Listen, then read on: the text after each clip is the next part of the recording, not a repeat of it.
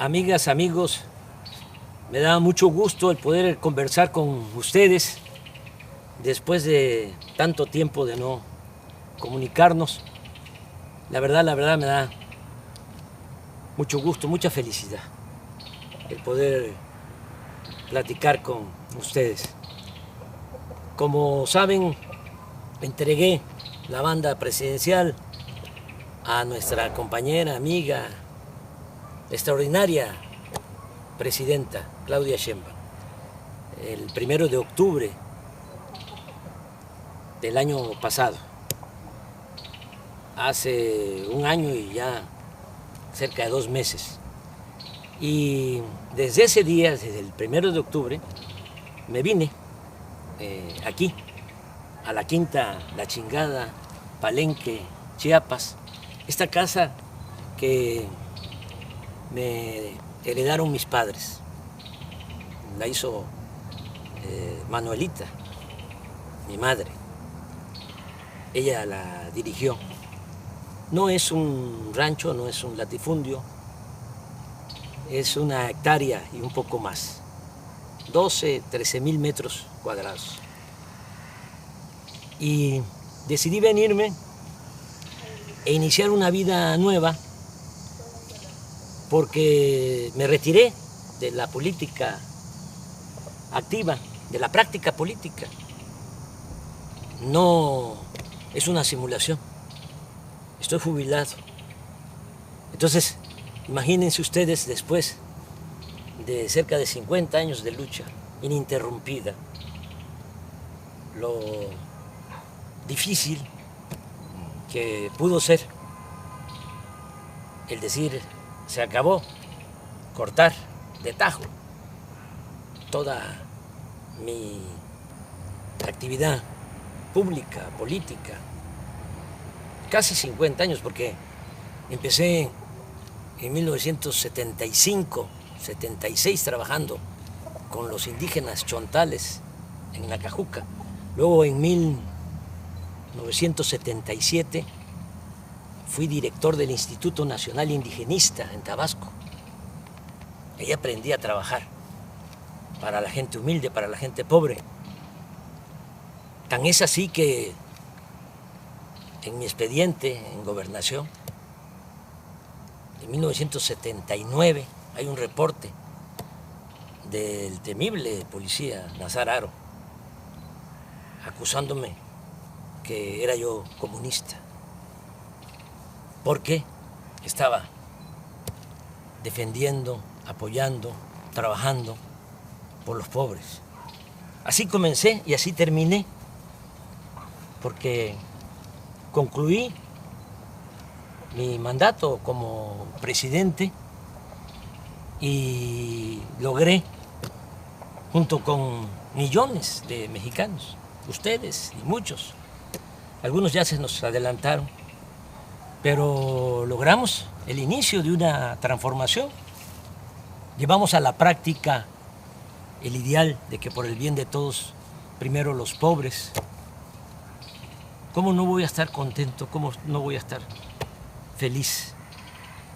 Yo siempre he sostenido que la felicidad se obtiene cuando uno trabaja, lucha, procura la felicidad del prójimo.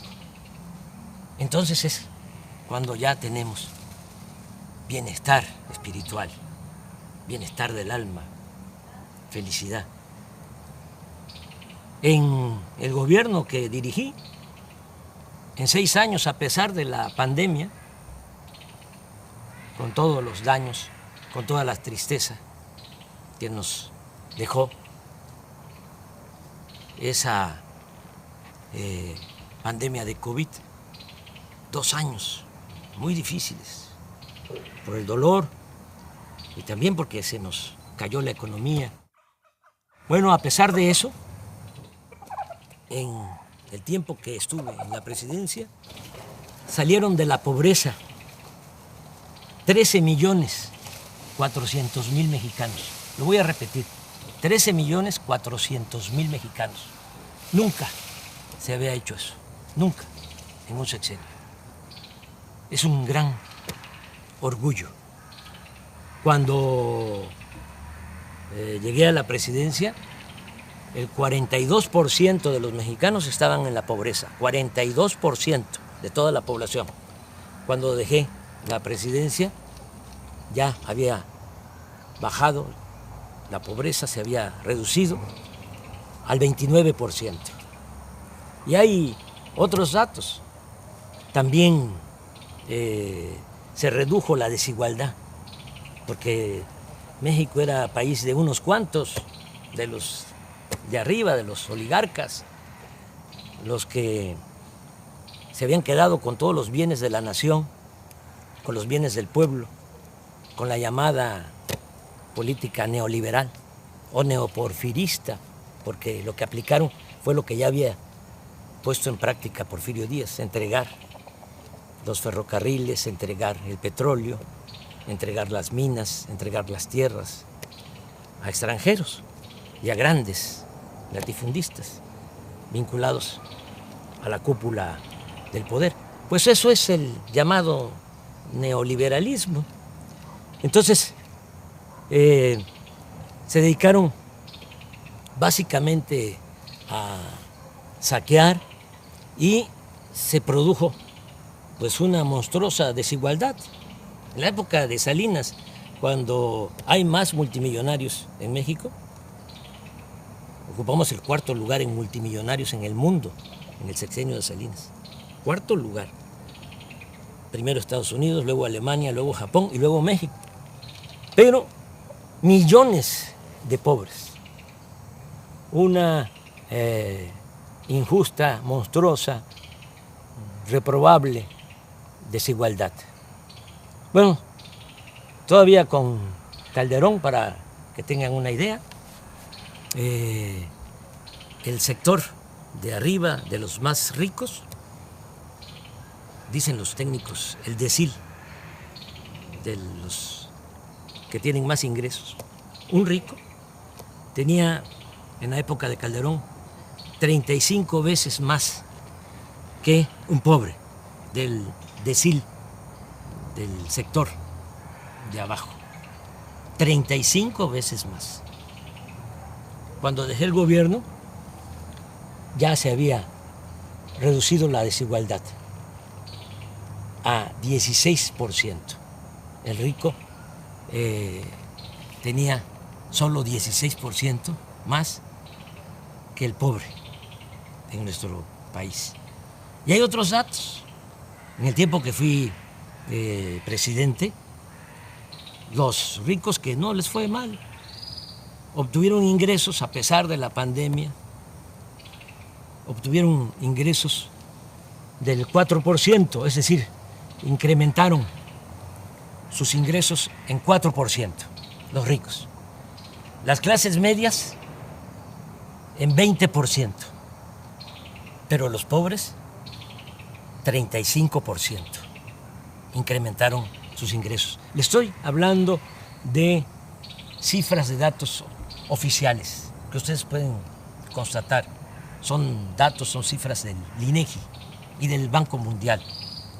Bueno, por eso estoy pues, muy feliz.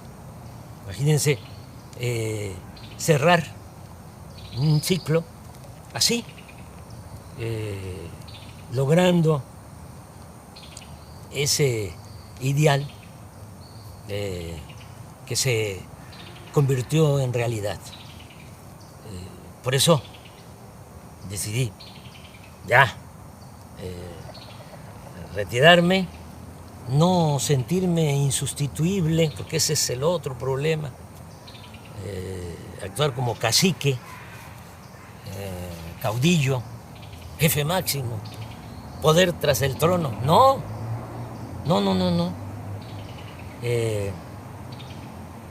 Hay que hacer valer la democracia y nosotros en nuestro movimiento, este movimiento impulsado por millones de mexicanos, pues tuvimos la enorme dicha de que quien me sustituye en la presidencia es una mujer excepcional, y continúa la transformación. Bueno, les decía yo que no era fácil, ¿no? Es decir, hasta aquí y me voy a dedicar a otra cosa. Pensé a qué dedicarme y decidí dedicarme a hacer teoría, a escribir. Siempre he sostenido que la política es pensamiento y es acción. Y yo, sí, desde luego, que pensaba y tengo ideales, tengo principios, que eso es lo que me mueve, pero fundamentalmente fui un hombre de acción en mi quehacer público, político. Y ahora estoy escribiendo, estoy haciendo teoría. Es teoría y práctica la política. Pues ahora no estoy en la praxis, no estoy en la práctica, estoy en la teoría. ¿Haciendo qué?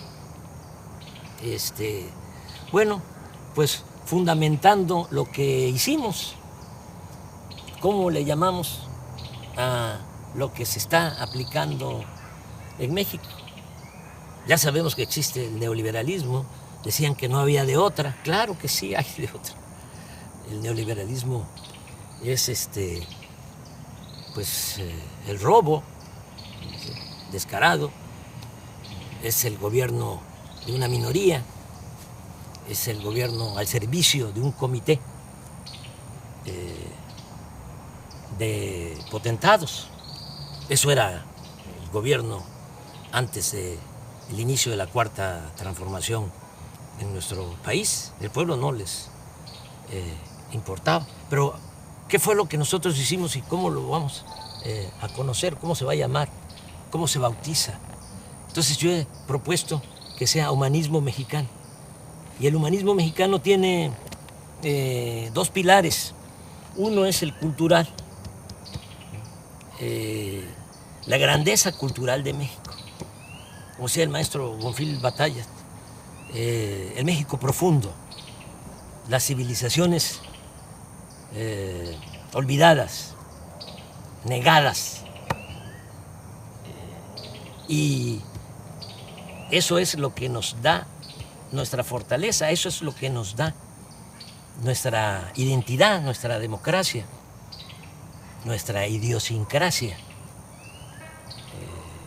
el México profundo. De ahí venimos y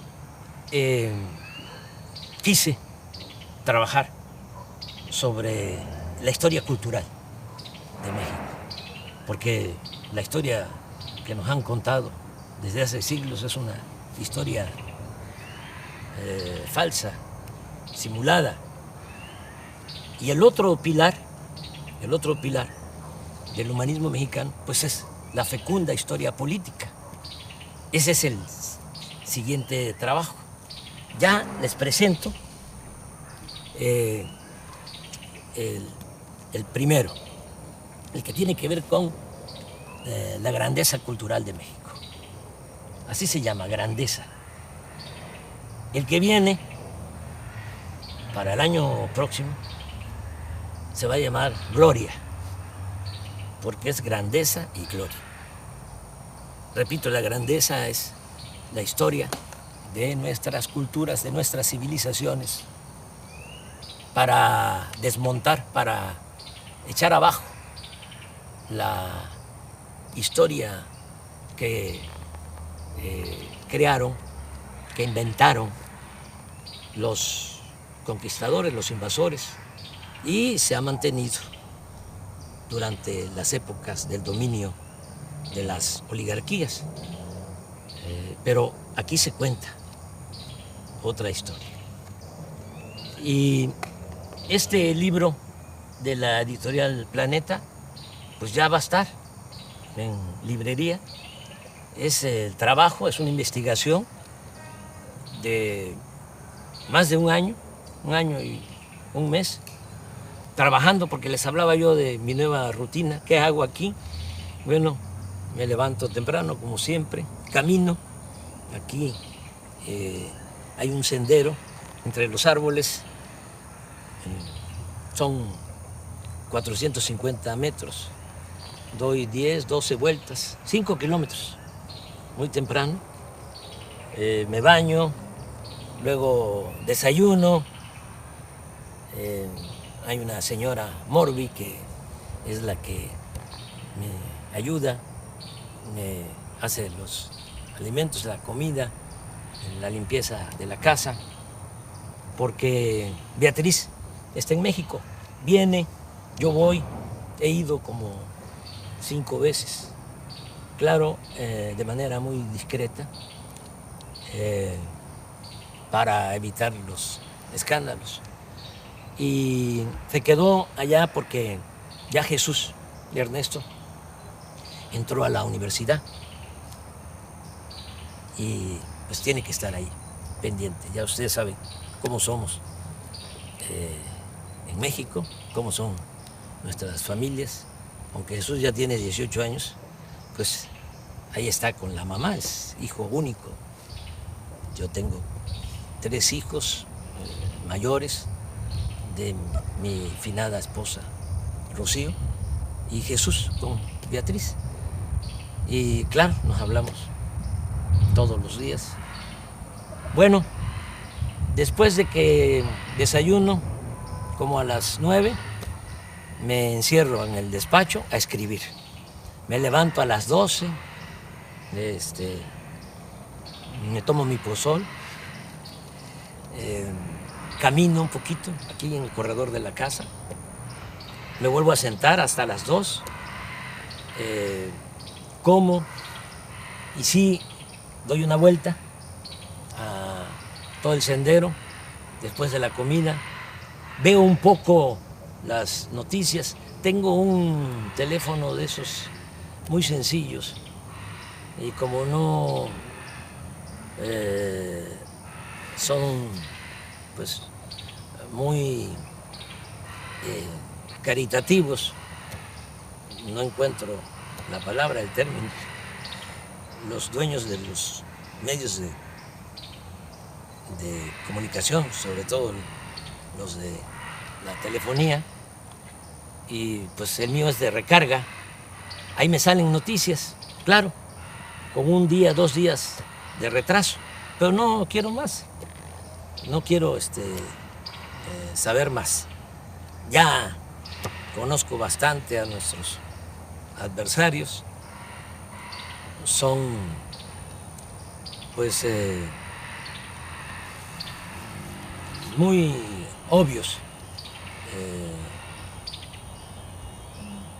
Es muy difícil encontrar información, todo es pura manipulación porque los que se sentían dueños de México están molestos y entonces tienen también control de la mayoría de los medios.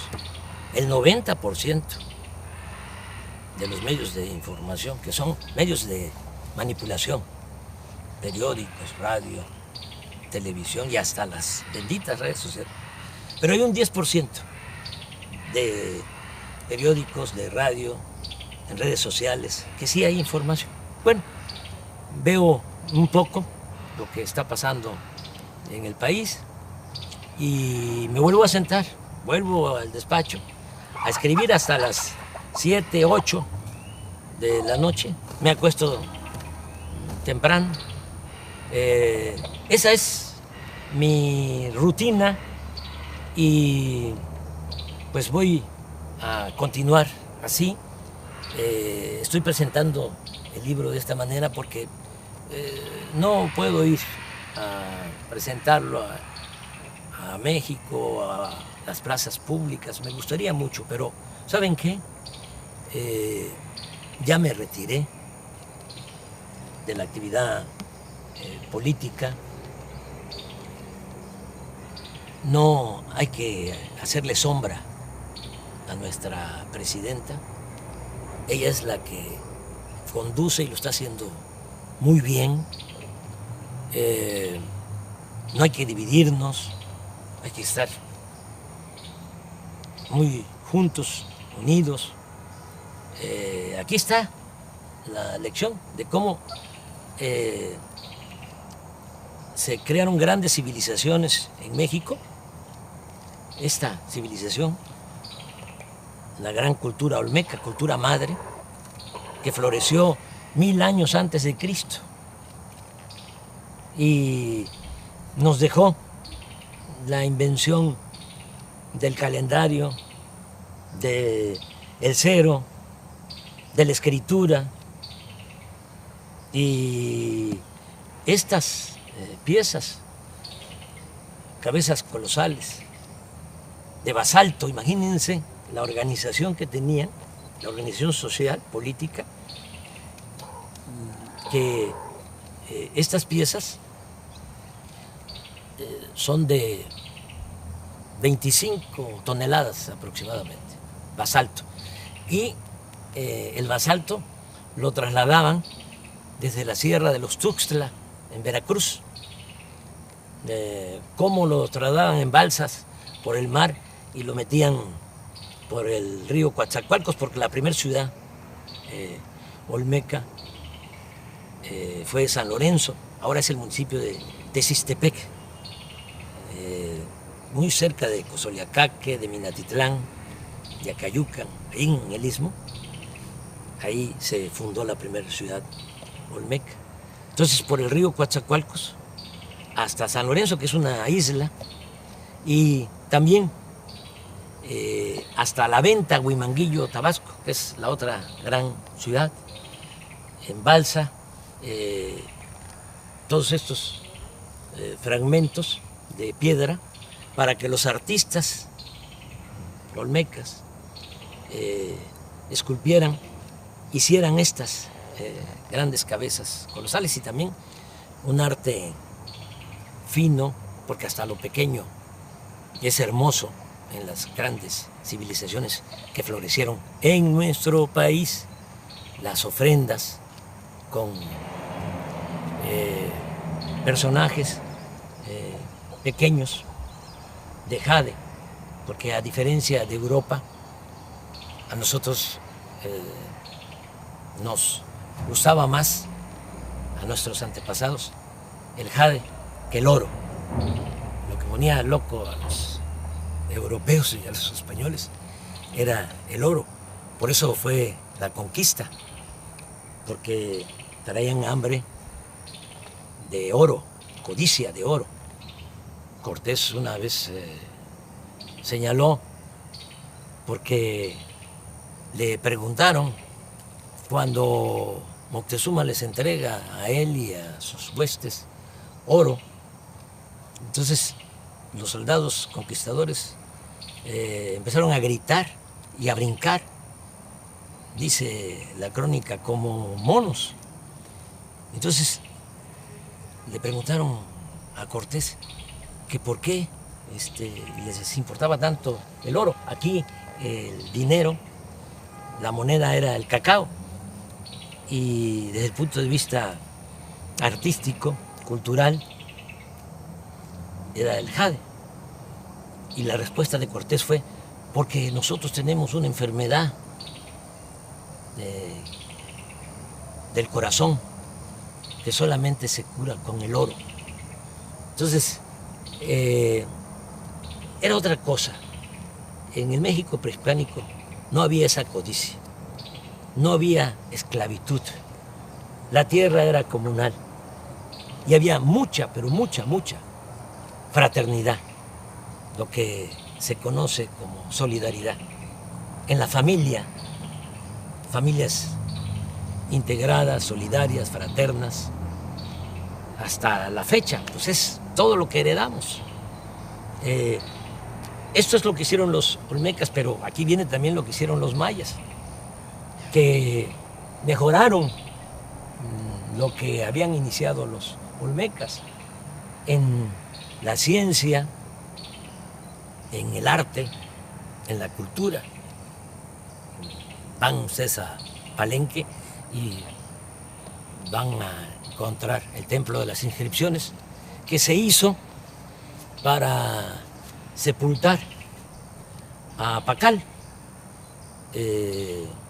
el principal de Palenque. Como ya se pueden descifrar los jeroglíficos, ya se sabe que ese personaje se llamaba Pacal, pero imagínense, hacerle un gran monumento, una pirámide. Primero la tumba, con una lápida bellísima, y después de la tumba, el templo de las inscripciones, monumental. Vean eso y vean también en Palenque cómo desviaron un arroyo para meter agua, un acueducto embovedado por en medio de la ciudad. Y volteen a ver el palacio de la zona arqueológica y van a ver cómo están los techos, las bóvedas, con arco falso, porque no había fierro para hacer las estructuras, las cimbras, sino era la matemática, las piedras que iban uniéndose poco a poco, en equilibrio, hasta que se cerraban. Esa era la arquitectura. Estamos hablando de lo mejor del mundo en esa época. Los mayas en el periodo clásico logran toda esa civilización, logran toda esa creación del siglo IV al siglo IX. Si van aquí cerca, a 100 kilómetros, está Bonampak. Aquí está en el libro, quise poner un fragmento. Los murales de Bonampak. Estos se hicieron como en el siglo VII, siglo VIII. Cuando se pintan estos murales, los pintores mayas de estos murales no los había en ninguna parte del mundo. No lo sabía en Europa en ese siglo, y pasaron siglos para que el arte de Europa igualara al arte de los olmecas, de los mayas. Y lo mismo con los zapotecas de Monte Albán, mixtecos, también de Oaxaca, los teotihuacanos, la ciudad de Teotihuacán llegó a tener 85,000 habitantes. Y desde San Lorenzo, la primera ciudad olmeca, decía yo, que se funda 1000 años antes de la era cristiana, ya tenía drenaje. Ya hablé de Palenque, que tenía acueducto, que tenía drenaje. Desde luego, Teotihuacán, drenaje. Xochicalco, en Morelos, drenaje. Todas las ciudades. Tenochtitlán, de los mexicas, hasta los que la destruyeron, los conquistadores, quedaban admirados de la grandeza de Tenochtitlán. Estaban destruyendo, decían ellos, la más bella ciudad del mundo. Bueno, pero ¿qué pasó? ¿Qué pasó? ¿Por qué eso no se sabe? Porque hubo toda una campaña, a partir de que llegaron los conquistadores, como todos los invasores, tenían que justificar sus atrocidades, tenían que justificar por qué venían a saquear. Y entonces echaron a andar una campaña, una propaganda negra, hablando de que los indígenas debían ser esclavos, porque Aristóteles, 18 siglos antes, había propuesto la teoría de que hay quienes nacemos para ser esclavos y hay quienes nacemos para ser libres o amos. Y los humanistas de ese entonces de España, humanistas entre comillas, con ese argumento sostenían que los indígenas tenían que ser esclavos, que no tenían alma, que eran como animales y que además ellos venían a civilizarnos. ¿Qué sucedió? Que se padeció de una gran tragedia porque vinieron a someter a las comunidades, a los pueblos originarios, a esclavizar. A mí me gustaría que este libro lo leyeran los españoles, porque aquí van a ver cómo marcaban, erraban con el fierro del rey en el rostro a los indígenas para esclavizarlos. Y otros horrores. Entonces, ¿qué hicieron? Pues echaron a andar toda una campaña diciendo, son bárbaros, son salvajes, pero además hacen sacrificios de sangre, arrancan los corazones, los exponen, los ofrecen a los dioses. Entonces es pura mentira, y eso lo demuestro. No hubo sacrificio. Cortés dice, ese fue el que creó todo. Y los frailes, sobre todo Motolinia, hizo la cartilla de las mentiras. Aquí van a encontrar. Y todos copiaron hasta la fecha. Hay muchos, incluso profesionales de la ciencia social, arqueólogos, antropólogos, sociólogos, filósofos, historiadores, que sostienen eso, esa gran mentira. Cortés dice que en 3 días en Tenochtitlán le sacaron el corazón a 8,000 personas, en 3 días. ¿Cómo es eso? Van a sacrificar 8,000. Bueno, pero todavía un fraile, Durán, habló de 80,000 en 4 días. 80,000 que les sacaron el corazón, todavía bullendo, dice, para ofrecerlo a los dioses. Motolinia, también 80,000. Aquí sostengo que eso ni en Europa, porque Darwin habla de que solo en 3 siglos en España, por la Inquisición, quemaron a 300,000. Achicharraron a 300,000, acusados de herejes. Y los mejores, porque eran los que dudaban. Y a la hoguera. Pero hasta eso lo considero exagerado. Pero aquí se fueron con eso y se fueron también, inventaron de que éramos, nuestros antepasados, caníbales, que comíamos carne humana. Nadie vio un sacrificio, nadie vio que se comieran a una persona. ¿Cómo es que en la toma y el cerco de Tenochtitlán, de 75 días que la gente se estaba muriendo de hambre, porque Cortés mandó a cortar el agua, el acueducto de Chapultepec hacia el Templo Mayor, hacia el centro de Tenochtitlán? Lo mandó a destruir y además con los indígenas aliados que querían quitarse el yugo de los mexicas, pero inocentemente se pusieron un yugo más grueso, un yugo mayor. Bueno, bloquearon la entrada de alimentos y todo. Y si se estaban muriendo de hambre, ¿por qué no se comían entre ellos? Nada, pura mentira.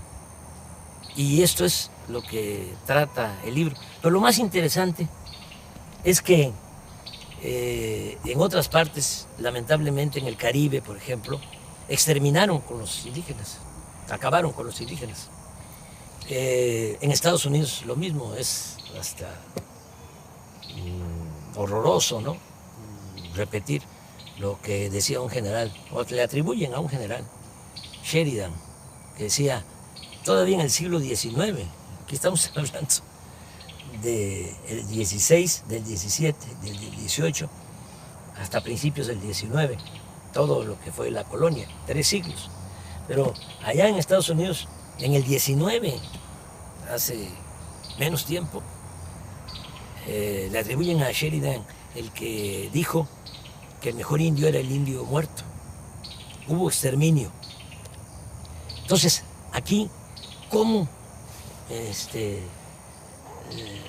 se salvaron los indígenas? Claro, cuando llegaron los españoles, hay quienes calculan que lo que es México ahora estaba habitado por 15, 25 millones de personas. 15 o 25 millones de personas. Terminando el siglo XVI, 75 años después de la toma de Tenochtitlán, la población de México era ya de 2 millones, porque nos trajeron también la viruela y se diezmó la población. Se redujo la población a un 10%. Una gran crisis demográfica. Y encima de eso, la explotación, la esclavitud. Entonces, ¿por qué se salvan los indígenas mexicanos? Porque muchos, incluso los mismos frailes, que vinieron a la conquista espiritual, decían que iba a desaparecer la cultura o las culturas indígenas, que iban a desaparecer. Nadie creía que iban a sobrevivir los indígenas. Bueno, pues resistieron. ¿Cómo resistieron? Porque por el amor a la libertad, por el amor a la libertad, se fueron a los montes, a las montañas, a la sierra, a las islas, a los pantanos, a las zonas de refugio, y se llevaron a cuesta sus costumbres, sus tradiciones. Los nayaritas, los coras, por ejemplo, que eran dueños de todo el valle, de la parte de la costa, se subieron a la sierra. Allá están, coras, huicholes, pero hasta allá los perseguían para esclavizarlos, pero resistieron, y gracias a eso es que nos dejaron este legado cultural, nuestra identidad como mexicanos, que es lo que nos ha protegido siempre. Nos caemos y nos levantamos. Una gran reserva de valores culturales, morales, espirituales. Quedó la raíz y quedó el tronco, porque cuando se logra la independencia, pues ya no tenemos 15 millones, ni 25 millones, como antes de la llegada de los españoles, 300 años antes, 1821, tenemos 6.300.000. Sí, pero la buena nueva es que de esos 6.300.000, el 80% eran indígenas. Es decir, de cada 10, 8 indígenas. Y portadores de las tradiciones y de las costumbres. Y eso es lo que nos ha servido como escudo, es lo que nos protege, porque el mexicano es trabajador, el mexicano es honesto. La corrupción la trajeron los españoles, lo pruebo. Aquí no había codicia, no había robo. Las casas no tenían puertas, no tenían ventanas. Ya dije de que lo que había era ayuda mutua, tequio. Si se necesitaba hacer algo, todos cooperaban, todos ayudaban en una comunidad. Pues somos herederos de esas civilizaciones, y por eso México sigue siendo una potencia cultural en el mundo. Somos el cuarto país en el mundo con más lenguas. 290 lenguas se hablan en nuestro país. Primer lugar en América. Todo esto lo van a encontrar aquí para sentirnos orgullosos, porque con toda la campaña de difamación se desató el racismo. Y todavía, ¿no?, se escucha indio patarrajada, indita, naco, cuando deberíamos estar orgullosos de nuestro pasado.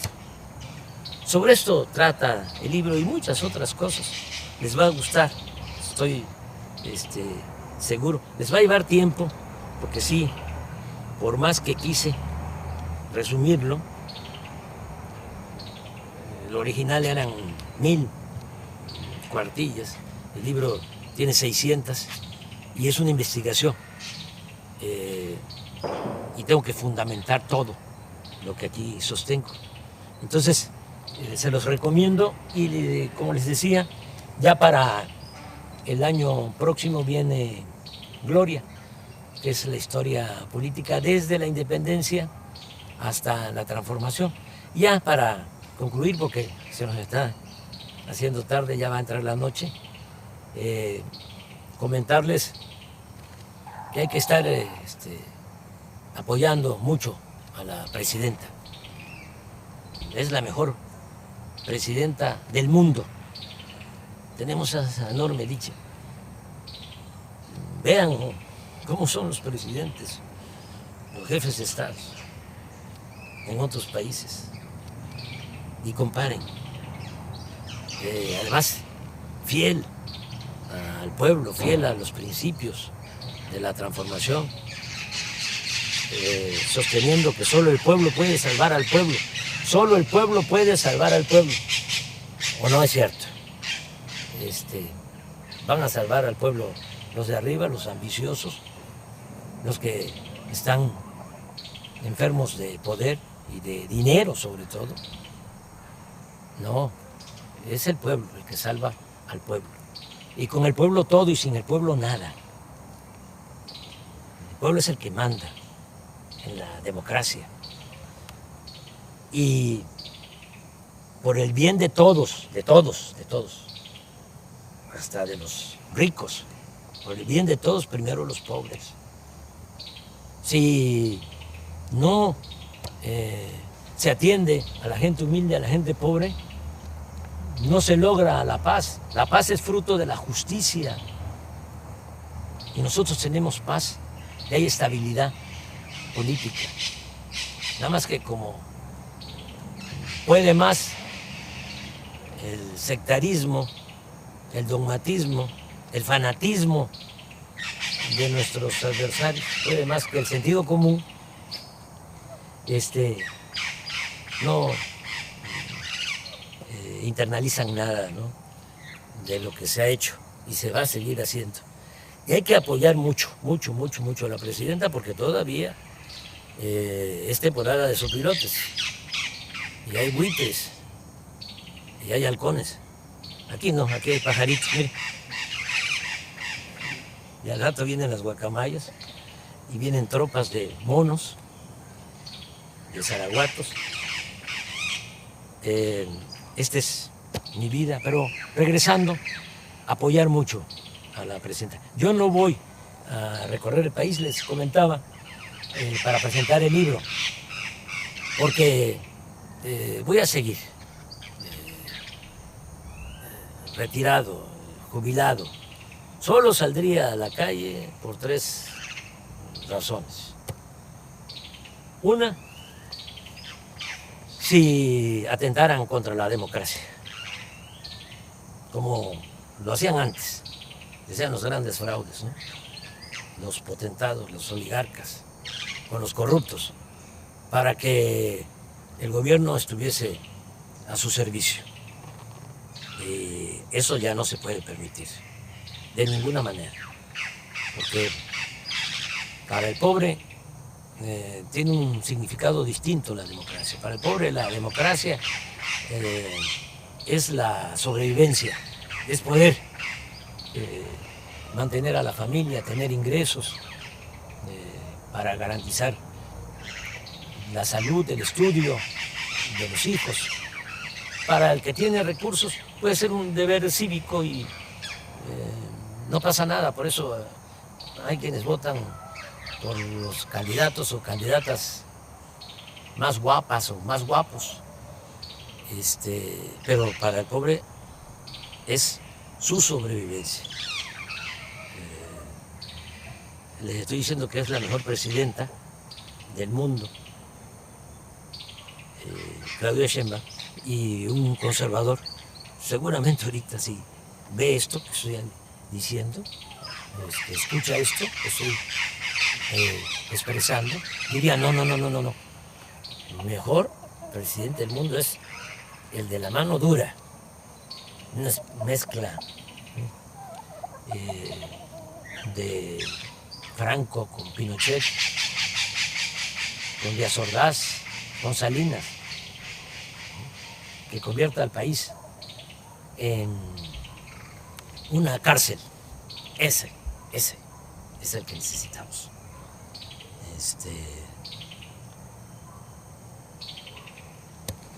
Una gente que no le tiemble la mano dura, dictadura.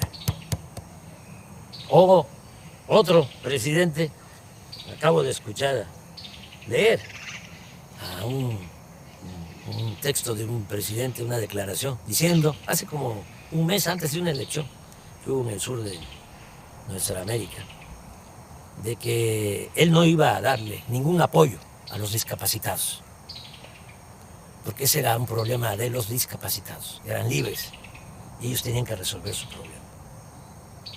Así son los conservadores, así piensan. Yo recuerdo que Fox decía que para qué darle pensión a los adultos mayores, que había que ponerlos a trabajar. Ese es el pensamiento conservador. Nosotros pensamos distinto.